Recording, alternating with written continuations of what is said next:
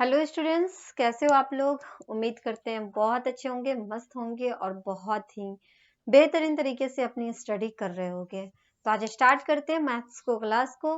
Maths की class में जो आप लोग का चैप्टर चल रहा है वो चैप्टर है पैरेललोग्राम्स।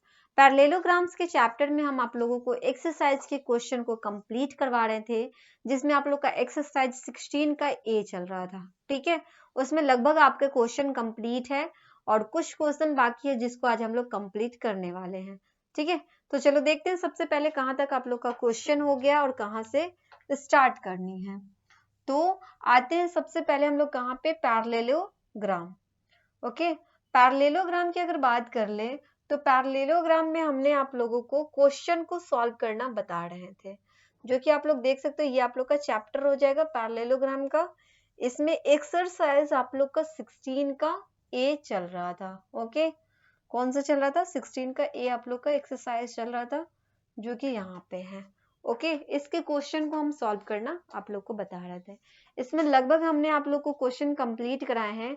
आज की क्लास में अगर हम लोग स्टार्ट करेंगे तो हम लोग स्टार्ट करते हैं 10 नंबर क्वेश्चन से। ठीक है, कहाँ से स्टार्ट करेंगे? 10 नंबर से स्टार्ट करेंगे। ओके, चलो यहाँ से स्टार्ट करते। इस क्वेश्चन को आप देखो क्या पूछा गया। अगर इस क्वेश्चन की बात कर ले तो इस क्वेश्चन में आपसे कह रहा है क्या? इस क्वेश्चन में कह रहा है कि the length of the diagonals of a rhombus are 16 centimetre एंड 12 सेंटीमीटर रेस्पेक्टिवली। मतलब क्या? एक रोम्बस का यहाँ पे डायगोनल दे रखा है। एक रोम्बस है जिसका डायगोनल आपको दे रखा है 16 सेंटीमीटर और दूसरा है 12 सेंटीमीटर। जैसे अब यहाँ पे आप देखो, एक रोम्बस इस तरह से बना देते हैं। ठीक है, ये एक रोम्बस है। अब इस रोम्बस में हमसे कह रहा है कि इसके दो डायगोनल है। एक डायगोनल है 16 सेंटीमीटर का, दूसरा है 12 सेंटीमीटर का। तो ये मान लो कि एक इस तरह से बना दिया हमने। इसको मान लेते हैं कि ये 16 सेंटीमीटर का होगा और इसको मान लेते हैं कि 12 सेंटीमीटर का होता है। ठीक है, अब एक चीज और बता देते हैं कि जब हम आप लोगों को रोम्बस के बारे में बता रहे थे तो उस टाइम में हमने आपसे कहा कि जो रोम्बस होते हैं उसके डायगोनल एक दूसरे को क्या करते हैं? बाइसेक्ट करते हैं। बाइसेक्ट करने का मतलब ये होता है कि उसको दो भागों में बांट देना। जैसे यहाँ पे आप देखो 16 सेंटीमीटर है, तो एक जो आपका डायगोनल है 16 सेंटीमीटर का है, इसका मतलब ये होगा कि एक 8 हो जाएगा यहाँ से और ये इधर भी क्या हो जाएगा? 8 हो जाएगा, दो भागों में बढ़ जाएगा। ठीक है, यहाँ से यहाँ तक जो लाइनिंग होगी वो 8 होगा और यहाँ से यहाँ तक जो लाइनिंग होगा वो कितना होगा? 8 सेंटीमीटर का हो जाएगा। क्लियर है? उसी तरह जो सेकेंड वाला है वो 12 है, तो एक जो यहाँ से लाइनिंग होगा वो 6 सेंटीमीटर का होगा और ये भी क्या हो जाएगा? 6 सेंटीमीटर का होगा। दोनों को सम करेंगे कितना आ जाएगा? 12 हो जाएगा। तो ये होता है बाइसेक्ट करना। ठीक है, और क्या बताए थे रोम्बस में? रोम्बस में बताए थे कि जहां पे ये लाइन बाइसेक्ट करता है, जहां पे ये जो डायगोनल बाइसेक्ट करता है वहां पे बनता है 90 डिग्री का एंगल। वहां पे कितने डिग्री का एंगल बन जाता है? 90 डिग्री का एंगल बन जाता है। तो आप देख सकते हो यहाँ पे क्या हो रहा है? 90 डिग्री का एंगल बन रहा है। सभी जगह 90 डिग्री का एंगल बन जाएगा। तो इससे एक फायदा ये होता है कि जब ये 90 डिग्री का एंगल बन गया, मतलब इसमें क्या होता है? ट्रायंगल में बट चुका है। ये आप देख सकते हो 1 2 3 4 ट्रायंगल आपको दिख रहा होगा, है ना? तो ये क्या हो गया? ट्रायंगल में बट गया। अब ये जब ट्रायंगल बन गया है तो आप देख सकते हो अगर एक एंगल 90 डिग्री है तो कौन सा ट्रायंगल हो जाता है? ट्रायंगल हो जाता है वो राइट ट्रायंगल। ठीक है, ताकि आपको क्या करना होगा? सॉल्व करने में आसानी हो जाएगी। दूसरी बात, इसमें हमसे कह रहा है साइड फाइंड करने के लिए। अब हम डायगोनल से साइड फाइंड कर तो सकते हैं ना, क्योंकि अब ये तो राइट ट्रायंगल हो गया। अब हमें ये वाला साइड तो फाइंड कर सकते हैं। राइट ट्रायंगल हो गया मतलब यहाँ पे 90 डिग्री का एंगल बन रहा है, इसके जस्ट सामने वाला क्या होता है? हाइपोटेनस हो जाता है। जहां पे 90 डिग्री का एंगल बनता है राइट एंगल में, हमने आपको बताया था राइट ट्रायंगल में कि जहां पे राइट एंगल बनेगा, जैसे ये राइट ट्रायंगल है, यहाँ पे 90 डिग्री का एंगल बन रहा है, इसके जस्ट सामने वाला ये क्या होता है? हाइपोटेनस हो जाता है। और जब हाइपोटेनस हो गया, जब इसको फाइंड करना होता है तो इसका स्क्वायर प्लस इसका स्क्वायर दोनों के स्क्वायर को क्या करेंगे? सम कर देंगे, तो हमें इसके स्क्वायर के इक्वल आ जाएगा। तो अब तो हम यहाँ से आसानी से इसको फाइंड कर सकते हैं। ठीक है, तो चलो इसी रूल को अपना करके इस क्वेश्चन को सॉल्व करेंगे। ठीक है, तो चलो सॉल्व करते हैं हम लोग। क्वेश्चन नंबर कितना हो जाएगा? क्वेश्चन नंबर हो जाएगा आप लोग का 10। ठीक है, क्वेश्चन नंबर कितना हो जाएगा? क्वेश्चन नंबर आपका 10 हो जाएगा, जिसमें आपको रोम्बस के डायगोनल दे रखे हैं। तो क्या लिखेंगे, लेट, मान लेते हैं कि ABCD एक रोम्बस है, रोम्बस यहाँ पे बना देते हैं। ओके, तो चलो बनाते हैं, क्या करेंगे यहाँ पे ड्रॉ कर देते हैं ABCD, ठीक है। ABCD क्या है, एक रोम्बस है, और इसके जो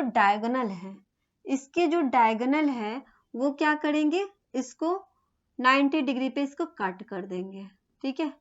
इसको 90 डिग्री पे क्या करेंगे, कट कर देंगे। तो जब इसको 90 डिग्री पे कट करेंगे तो इसको O मान लेते हैं, क्या कर देते हैं यहाँ पे O, इसको यहाँ पे मान लेते हैं, ठीक है। क्या करते हैं, O मान लेते हैं। एक मिनट यहाँ पे रुक जाओ, ये आप लोगों को ऐसे दिख रहा होगा। इसके जो डायगोनल है, इसको जो डायगोनल है वो क्या करता है, 90 डिग्री पे काट देता है। इसको हम क्या करते हैं, O मान लेते हैं। जहाँ पे जो कट हो रहा है वहां पे क्या मान लेते हैं, O मान लेते हैं, ठीक है।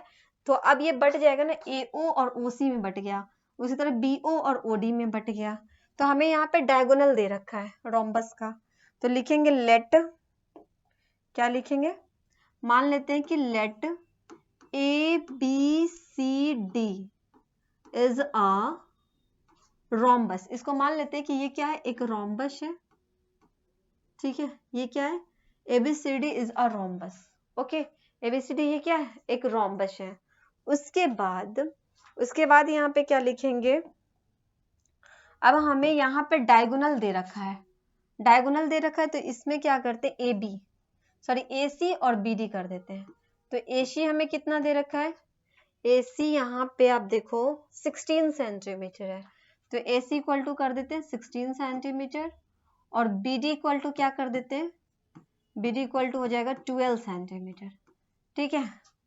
तो अब हम यहाँ पे क्या करते हैं, आगे अगर करें तो लिखते हैं क्या, अब देखो ये जो AC है वो 16 सेंटीमीटर है, और हम आपको क्या बोले हैं, डायगोनल इसको दो पार्ट में बांटता है, मतलब बोल सकते हैं इसको क्या, बाइसेक्ट करते हैं ना।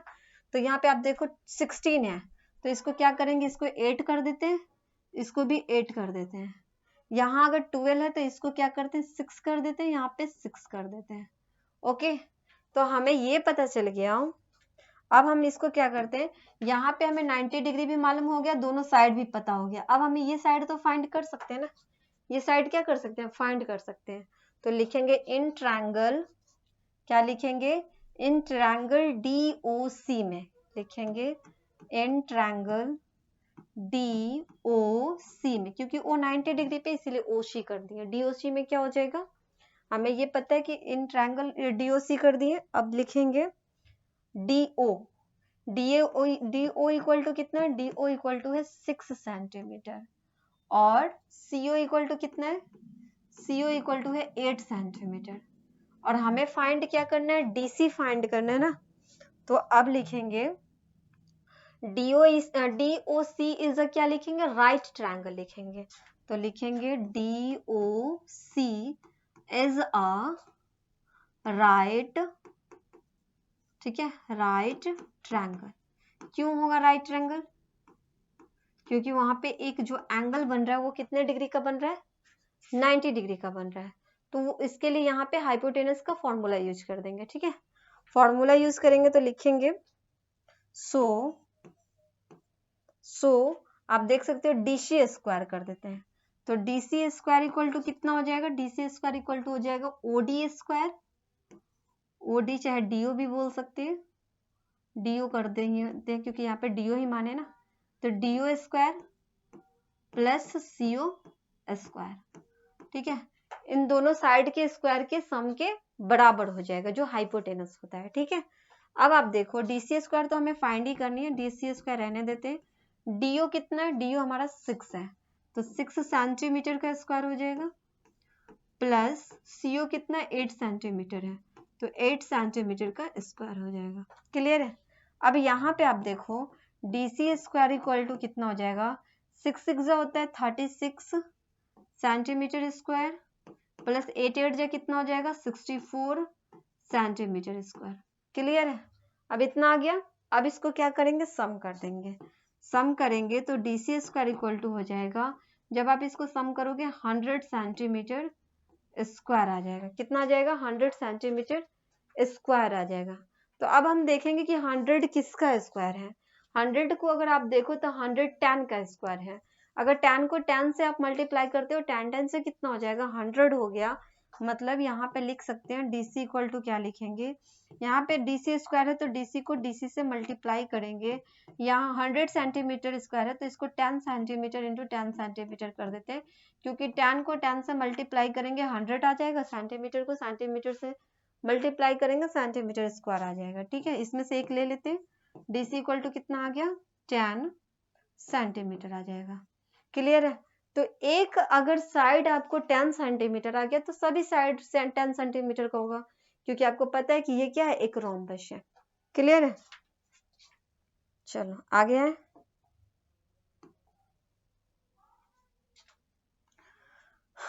क्लियर है क्वेश्चन? बढ़ते हैं नेक्स्ट क्वेश्चन की तरफ। क्वेश्चन नंबर 11 पे आते हैं। क्वेश्चन नंबर 10 कंप्लीट है आप लोग का। क्वेश्चन नंबर 11 देखो, इसमें क्या कह रहा है, इस क्वेश्चन को समझना। इस क्वेश्चन में कह रहा है क्या कि in the given figure ABCD, आपको एक फिगर यहाँ पे ये वाला फिगर दे रखा है। ठीक है, इसका फिगर यहाँ पे कर दिया गया।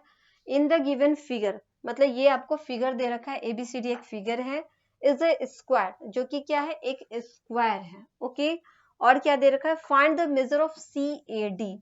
हमें CAD क्या करना है? फाइंड करके बताना है कि CAD का वैल्यू कितना हो जाएगा। अब आप देखो CAD मतलब हमें ये वाला एंगल को फाइंड करने की बात हो रही है। ठीक है, क्या हो रही है? ये वाले एंगल को फाइंड करने की बात हो रही है। अब हम यहाँ पे देखें कि जो एक अगर हम देखें क्या चीज, हाँ स्क्वायर, तो स्क्वायर में हमने आपको बताया था कि उसके हर एक एंगल कितने डिग्री के होते हैं, तो हर एक एंगल जो होता है वो होता है 90 डिग्री का। ठीक है, ये हम आप लोगों को बता रखे स्क्वायर में, मतलब ये भी एंगल कितना का हो? 90 डिग्री का ही हो जाएगा। ओके, अब यहाँ पे आप देखो, अगर ये जो लाइनिंग है इसको दो भागों में एंगल को बांट रहा है, तो उस तरह से हम अगर पता लगा कर देखें तो ये टोटल एंगल अगर 90 डिग्री का है तो ये दो भागों में बांट रहा है, तो ये 45 डिग्री का होगा। ये भी कितना डिग्री का हो जाएगा? 45 डिग्री का हो जाएगा। होगा या नहीं होगा? हो जाएगा। अगर ये दो पार्ट में इसको बांट रहा है तो हो सकता है, लेकिन इसको करना है क्वेश्चन को सॉल्व। क्या करना है? क्वेश्चन को सॉल्व करना है। चलो बताते हैं कैसे क्वेश्चन को सॉल्व करेंगे। तो अब क्या करते हैं इसको, हाँ अब आप देखो, एक क्या है? स्क्वायर दिया गया है। यहाँ पे क्वेश्चन नंबर आप लोग का कितना हो जाएगा? 11 नंबर क्वेश्चन। 11 नंबर क्वेश्चन को सॉल्व कर देते हैं। क्वेश्चन नंबर 11 में कह रहा है क्या कि एक स्क्वायर आपको ड्रॉ करके बताया गया है। ये एक स्क्वायर है जिसमें से आपको एक एंगल आपको दे दिया है 90 डिग्री का, दूसरा इस तरह से यहाँ पे लाइन ड्रॉ कर दिया है डायगोनल। ठीक है, फिर आपसे कह रहा है क्या, और क्या दे रखा है? ABCD ना, ABC है और ये D है, और हमें ये वाली एंगल को फाइंड करनी है। क्या करनी है? इस वाले एंगल को फाइंड करनी है। कैसे फाइंड करेंगे? चलो बताते हैं जस्ट। अब हम इसमें करेंगे क्या, इसको फाइंड करने के लिए हमें ये पता है कि इसको क्या करना है? दो भागों में बांट देना है। ठीक है, तो लिखेंगे, हाँ ये वाला कलर ठीक है। अब एक चीज आप और देख लो, यहाँ पे अगर हम बात करें तो ये जो डायगोनल यहाँ पे खींचा गया है, तो इससे हमें ये पता चल रहा है कि यहाँ पे दो, यहाँ पे क्या बन रहा है? ट्रायंगल बन रहे हैं। एक इधर बन रहा है, एक इधर बन रहा है, तो ट्रायंगल का भी यूज करके हम इसको सॉल्व कर सकते हैं। अब ये तो 90 डिग्री का एंगल है, और ये एंगल और ये एंगल, जब ये 90 डिग्री का एंगल है मतलब ये एंगल और ये एंगल, दोनों एंगल का जो सम होता है ना, वो होता है 180 डिग्री होता है। सॉरी, इन दोनों एंगल का जो सम होगा वो सॉरी ये क्या होगा? ये दोनों जो एंगल होगा इक्वल होगा। क्या होगा? इक्वल होगा। मतलब ये एंगल और ये एंगल दोनों क्या हो जाएगा? इक्वल हो जाएगा। तो चलो सॉल्व करते हैं। क्या करेंगे? यहाँ पे लिखेंगे एंगल ADC हमें दे रखा है ना, तो लिखेंगे इन एंगल ADC, इन एंगल ADC।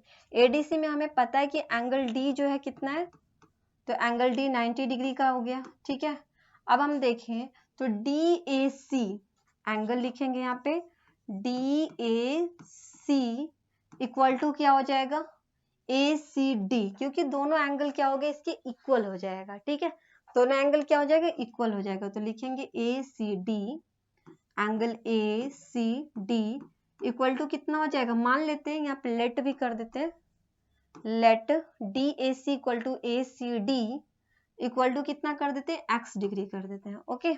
अब आप देखो DAC हमने क्या मान लिया, x डिग्री माना, और ACD इक्वल टू भी कितना हो जाएगा, x डिग्री होगा। अब हमें ये पता है कि एक ट्रायंगल में सभी एंगल का सम कितना होता है, 180 डिग्री होता है, तो लिखेंगे we know that the sum of all angles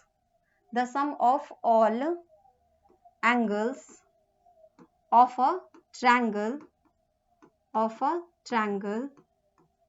be 180 degree. हमें ये पता है कि एक ट्रायंगल में सभी एंगल का सम कितना होता है, 180 डिग्री होता है, तो यहाँ पे क्या हो जाएगा, angle ADC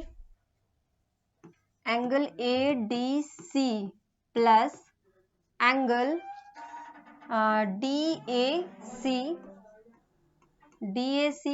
plus angle CAD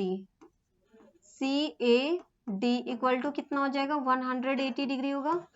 जहाँ पे ADC देखो, ADC कितना है, 90 डिग्री है, तो 90 डिग्री कर देते हैं, प्लस DAC हमने क्या माना है, x डिग्री माना है, तो यहाँ पे क्या करेंगे, x कर देते हैं, प्लस CAD, DAC और AC करेंगे ना, यहाँ पे AC कर देंगे, एक मिनट, यहाँ पे क्या करेंगे, AC करेंगे, ACD हो जाएगा, यहाँ क्या होगा, ACD, ठीक है, एंगल C भी तो हमने माना है ना, तो DAC कितना है, x डिग्री प्लस ACD कितना है, x degree equal to 180 degree हो जाएगा।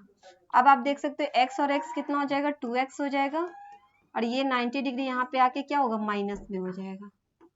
अब यहाँ पे इसको जब माइनस करेंगे तो ये 90 डिग्री हो जाएगा, और x का वैल्यू फाइंड करेंगे तो 90 बाई कितना हो गया, 2 हो गया, 2 से इसको काटेंगे 45 टाइम्स में ये कट जाएगा, मतलब x का वैल्यू हमें आ गया है 45 डिग्री, और x हमने माना भी था, मतलब DAC एंगल जो हो जाएगा कितना हो जाएगा, 45 डिग्री हो जाएगा, ठीक है, कितना हो जाएगा, 45 डिग्री हो जाएगा, एंगल DAC इक्वल टू कितना हो जाएगा, 45 डिग्री हो जाएगा। क्लियर है क्वेश्चन, तो ये क्वेश्चन आप लोग का था जो कि कंप्लीट है, बाकी जो नेक्स्ट बच गया है उसको नेक्स्ट क्लास में बता देंगे, ठीक है, फिर मिलते हैं नेक्स्ट क्लास में, तब तक के लिए रिवीजन करो, प्रैक्टिस करो, अच्छे से आप लोग तैयारी करते हो, okay bye and thank you.